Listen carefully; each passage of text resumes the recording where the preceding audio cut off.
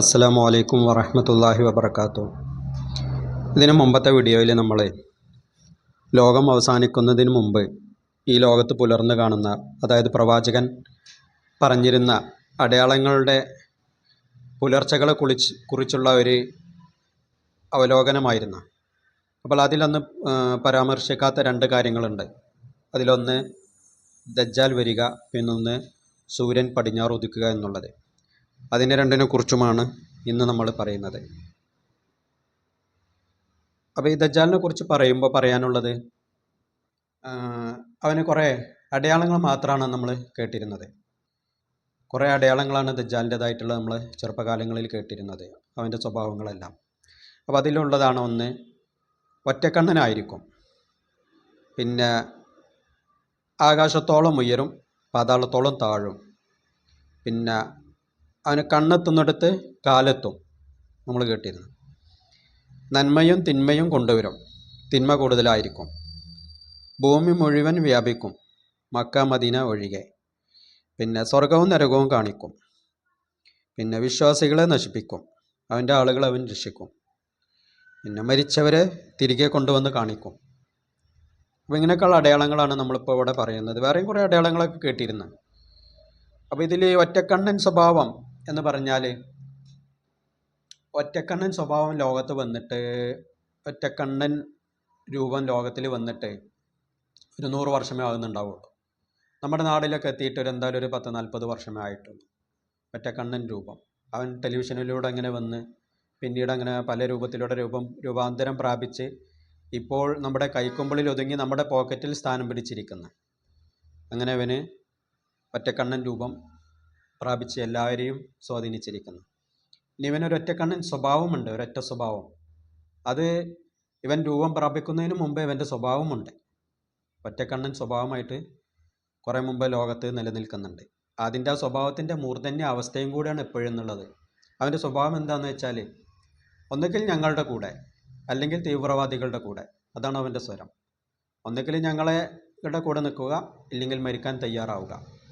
അപ്പോൾ ഞങ്ങളാണ് ശരി, ഞങ്ങളുടെ കൂടെ നിൽക്കുക, അല്ലെങ്കിൽ നാശമാവാൻ തയ്യാറായിക്കൊള്ളുക. ഈ ഒരു ഒറ്റ സ്വഭാവമാണ് ഇവനുള്ളത്. അതാണ് ഇവൻ്റെ ഒറ്റക്കണ്ണൻ സ്വഭാവവും രൂപവും ഒറ്റക്കണ്ണൻ സ്വഭാവവും എന്ന് പറയുന്നത്. പിന്നെ ആകാശത്തോളം ഉയരും, പാതാളത്തോളം താഴും. ഇവന് സാറ്റലൈറ്റ് വരെ ഇവന് വലിപ്പമുണ്ട്. പാതാളത്തോളം താഴെന്ന് പറഞ്ഞാൽ കടലിനടിയിലൂടെ വരെയാണ് ഇവൻ്റെ സഞ്ചാരം. അത്രത്തോളം ഇവന് താഴ്ചയുമുണ്ട്. കണ്ണെത്തുന്നിടത്ത് കാലെത്തും. പിന്നെ പറഞ്ഞത് ഇവൻ്റെ അവസ്ഥ വന്നതോടുകൂടി നമുക്കറിയാം, ഇന്നിപ്പോൾ നമ്മൾ താമസിക്കുന്ന നാടിൻ്റെ നേരെ അപ്പുറത്ത്, ഗ്ലോബിൻ്റെ നേരെ അപ്പുറത്താണ് അമേരിക്ക കിടക്കുന്നത്. അപ്പോൾ നമ്മൾക്ക് ഏറ്റവും കൂടുതൽ അകലമുള്ളത് അവിടെയാണല്ലോ, അമേരിക്ക. ആ ഏറ്റവും കൂടുതൽ അകലമുള്ള സ്ഥലത്തേക്ക് നമ്മൾക്ക് ഇന്ന് അവിടുത്തെ ഭൂമി കാണണമെങ്കിൽ, അവിടുത്തെ സംഭവം കാണണമെങ്കിൽ, ലൈവായിട്ട് കാണണമെങ്കിൽ നമുക്കൊരു സെക്കൻഡുകൾ മതി. ഇന്ന് അവിടുത്തെ എന്താണെന്ന് വെച്ചാൽ കാണാനുള്ളതെല്ലാം കണ്ണ് എത്തുന്നിടത്ത് കാലെത്തിയൊരു പ്രതീതി നമുക്ക് ഇന്ന് അനുഭവിക്കാനാവുന്നൊരു യാഥാർത്ഥ്യമാണ്. പിന്നെ നന്മയും തിന്മയും കൊണ്ടുവരും, തിന്മ കൂടുതലായിരിക്കും. നമുക്കറിയാലോ, ഇവൻ്റെ ഒറ്റക്കണ്ണ് തുറന്നാൽ തിന്മകളുടെ അതിപ്രസരമാണ്. തിന്മകളുടെ അതിപ്രസരം. അതിന് ഇവന് കുറേ വർണ്ണപ്പീലികളും വെച്ചിട്ടുണ്ട്.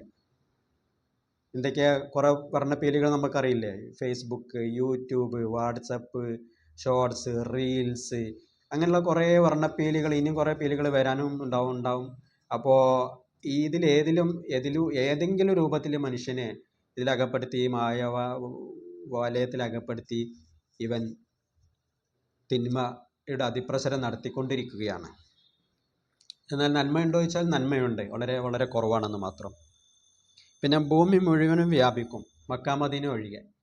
ഭൂമി എല്ലായിടത്തും വ്യാപിച്ചിട്ടുണ്ട് ഇന്ന്. ഏത് കാട്ടിലായാലും നാട്ടിലായാലും, ഇനി ഏത് മലയിലായാലും ഏത് താഴ്വാരത്തായാലും എല്ലായിടത്തും അവനിന്ന് എത്തിയിട്ടുണ്ട്. അവനെത്താത്തൊരിടവും ബാക്കിയില്ല, മക്ക മദീന ഒഴികെ. മക്ക മദീന ഒഴികെ എന്ന് പറയുന്നത് സെക്കൻഡിനും മിനിറ്റുകൾക്കും മണിക്കൂറുകൾക്കൊക്കെ കർമ്മങ്ങൾക്ക് അങ്ങേയറ്റം വില കിട്ടുന്ന അള്ളാഹുവിൻ്റെ 2 ഭവനങ്ങളായതുകൊണ്ട് അവിടെ ഇവന് സ്വീകാര്യത കിട്ടുകയില്ല. അവിടെ ദൈവത്തിന് തന്നെയാണ് സ്വീകാര്യത കിട്ടുക. അപ്പോൾ ഇവൻ്റെ ഏതെങ്കിലും അനുയായികൾ ഉണ്ടായിരുന്നെങ്കിൽ പോലും അവിടെ എത്തുന്നതിന് മുമ്പിടായിട്ട് ഇവനെ കയ്യൊഴിയും.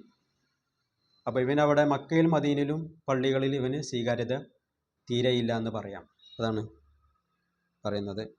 പിന്നെ സ്വർഗവും നരകവും കാണിക്കും ലൈവായിട്ട് ഇന്ന് ഇവനെല്ലാം കാണിച്ചു തരുന്നുണ്ട്. എല്ലാ സംഭവവും വളരെ ഇവൻ മായാവലയത്തിൽ പെടുത്തിയിരിക്കുകയാണ്. കാഴ്ചകളുടെ മായാവലയത്തിലാണ് ഇവൻ ലോകത്തിലുള്ള എല്ലാവരും പെടുത്തിയിട്ടുള്ളത്. സ്വർഗവും നരകവും എന്തിനധികം വൃഷാദികൾ വരെ പെട്ടെന്ന് ഉണ്ടാക്കി കാണിച്ചു തരുന്നു. ഒരു മാവിൻ്റെ ഇലയുടെ ഒരു കഷ്ണം കിട്ടിയാൽ അതിൽ നിന്നൊരു മാവിൻ്റെ തൈ ഉണ്ടാക്കിയിട്ട് പെട്ടെന്ന് കായ്പിച്ച് കായ്കളുണ്ടാകുന്നവർ വരെ ലൈവായിട്ട് അവന് കാണിച്ചു തരുന്നു. അങ്ങനെ എല്ലാം സ്വർഗവും നരകവും എല്ലാം കാണിച്ചു തരുന്നുണ്ട്. വിശ്വാസികളെ നശിപ്പിക്കും. ഒരു വിശ്വാസിയായ ഒരു മനുഷ്യന് ഇവൻ്റെ ഈ പീലികളിൽ പെട്ടാൽ, ഇവൻ്റെ ഒറ്റക്കണ്ണിൽ പെട്ടാൽ അയാളെ നശിക്കുകയേ ഉണ്ടാവുകയുള്ളൂ. കാരണം നാശമില്ലാത്തൊരു മനുഷ്യന് ഇവൻ്റെ ഇതിൽ പെട്ടാൽ അത് നാശത്തിലേക്ക് കൂടുതൽ ഇവനെ എങ്ങനെയായിട്ട് നശിപ്പിക്കാനുള്ള ത്വര മാത്രമേ ഇവൻ്റെ അടുത്തുള്ളൂ. നന്നാവാനുള്ള ത്വര വളരെ കുറവാണ്. അപ്പോൾ അത് ആ വിശ്വാസി ശ്രദ്ധിക്കണം എന്ന് മാത്രം. നമ്മളതും കേട്ടിട്ടുണ്ട്, പണ്ട് കാലത്ത് നമ്മളതും കേട്ടിരുന്നു. കാരണം അങ്ങേയറ്റം ഭക്തിയുള്ള മനുഷ്യരെ ഈ ദജ്ജാലിനൊന്നും ചെയ്യാൻ സാധിക്കുകയില്ല എന്നുള്ളത് നമ്മൾ കുട്ടിക്കാലത്ത് കേട്ടിരുന്ന ഒരു സംഭവം തന്നെയാണ്. പിന്നെ പറഞ്ഞത് അവൻ്റെ ആളുകൾ അവൻ രക്ഷിക്കും.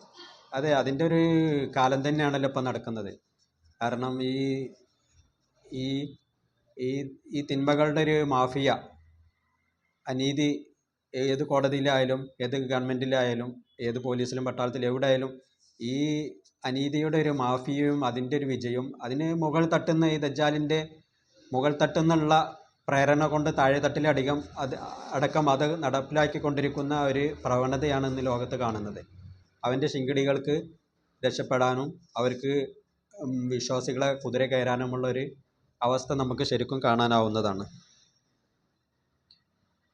പിന്നെ മരിച്ചവരെ തിരികെ കൊണ്ടുവന്ന് കാണിക്കും.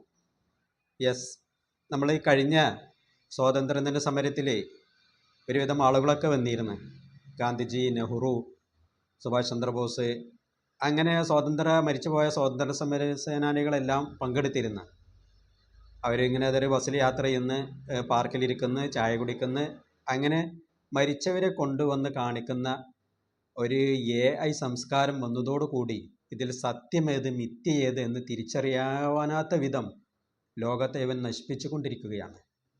ഏതാണ് സത്യം, ഏതാണ് ഡൂബ്ലി എന്ന് മനസ്സിലാവാത്ത അത്രത്തോളം കാര്യങ്ങൾ കൈവിട്ടുകൊണ്ടിരിക്കുകയാണ്. അപ്പോൾ ഞാൻ പറയുന്നത് ഇത് തന്നെയാണ് ദജ്ജാൽ എന്നുള്ളതല്ല. എന്നാൽ ഇവൻ ദജ്ജാലിൻ്റെ ആ പറയപ്പെട്ട അടയാളങ്ങളെല്ലാം ഈ ഒരു വ്യവസ്ഥയിൽ രൂപപ്പെട്ട് കിടക്കുന്നുണ്ട്. അപ്പോൾ ശ്രദ്ധിച്ചാൽ നന്നാവും. ആർക്കായാലും ഇവൻ ഗഫലത്തിലാക്കും. ആ ഗഫലത്തിലാക്കൽ നിന്ന് ശ്രദ്ധിച്ചാൽ നന്നാവും. ഇത് തന്നെയാണ് ഗഫലത്ത്.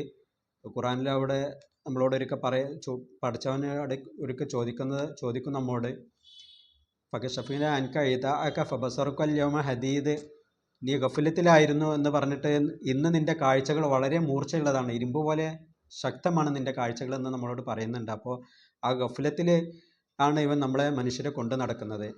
അപ്പോൾ ശ്രദ്ധിച്ചാൽ നന്നാവും. ഇനി നിങ്ങൾ കരുതുന്ന വേറൊരു ദജ്ജാല്, മനമുട്ട വരുന്ന പാതാളത്തോളം താഴുന്ന ഭീമാകാരനുമായ ഒരു ദജ്ജാല്, ഒരു കാല് ഇപ്പുറത്ത് വെച്ചാൽ മറ്റേ കാലം അമേരിക്കയിലെത്തുന്ന അങ്ങനത്തെ വലിയൊരു ഭീകര പോക്കാമ്പി ഉണ്ടെങ്കിൽ ദജ്ജാൽ ഒന്നാമനാണെങ്കിൽ വന്നോട്ടെ, അങ്ങനെയാണെങ്കിൽ ഇവൻ ദജ്ജാൽ രണ്ടാമനായിക്കൊള്ളട്ടെ. അത് എന്തായാലും വേണ്ടില്ല, നിങ്ങളെ ചോയ്സിന് വിട്ടു തരുന്നു, നിങ്ങൾക്ക് തീരുമാനിക്കാം. പിന്നെ നമുക്ക് പറയാനുള്ളത് അവസാനത്തെ അടയാളമായിരുന്ന സൂര്യൻ പടിഞ്ഞാറ് ഉദിക്കുക എന്നുള്ളതാണ്. സൂര്യൻ പടിഞ്ഞാറ് ഉദിക്കുക എന്നുള്ളത് സയൻസ് ഇപ്പോൾ അംഗീകരിക്കുന്നുണ്ട്. സയൻസ് പറയുന്നത് ഒരു റൊട്ടേഷനിൽ കറങ്ങിക്കൊണ്ടിരിക്കുന്ന സാധനം പെട്ടെന്ന് സ്റ്റോപ്പായി കഴിഞ്ഞാൽ ജസ്റ്റ് ഒരു റിട്ടേൺ ഉണ്ടാവും, കുറച്ച് റിട്ടേൺ തിരിയും എന്നുള്ളതാണ് പറയുന്നത്.